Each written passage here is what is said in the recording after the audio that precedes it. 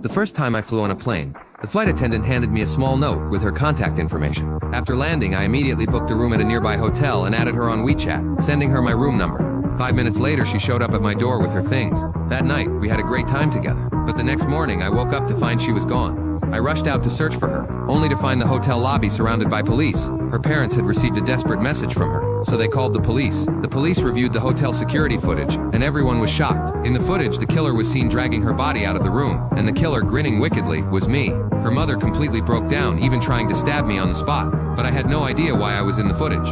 Then I suddenly woke up again. It was 10 minutes before boarding the plane.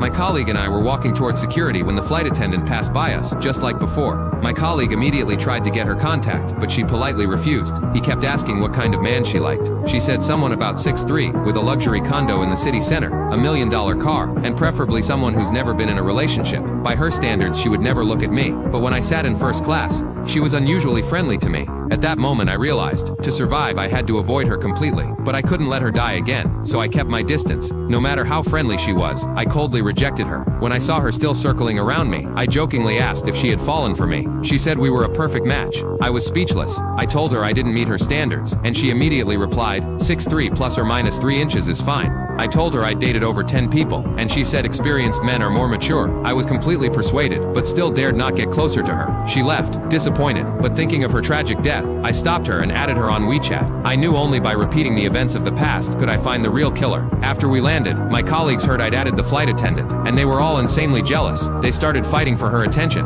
which made me suspect the killer might be one of them. That night, I followed the same steps as last time, sending my location to the flight attendant. Soon she came to my room. Just as she pushed me onto the bed, I sat up and confessed I wasn't rich, that I had used points for my first-class ticket. She wasn't angry. Instead, she smiled and said, "We can tell from the crew if the ticket was bought or redeemed." Then she pulled out a lottery ticket, saying she had won 5 million. That's when I realized her death might have a deeper reason. Facing such an innocent girl, I couldn't let her die again. So I told her, "You're going to die in this room tomorrow." She thought I was rejecting her, and angrily tried to leave. I had to stop her, revealing some of her little secrets to prove I came from the future. I told her, "The killer knew you won the lottery, and the killer is one of my colleagues," but I still couldn't understand why I appeared in the footage from the last life. To uncover the truth, I hid a spare phone in a flower pot as a camera, then took her to the next room to stay safe. We didn't drink the room's water. We didn't order food. We didn't touch anything.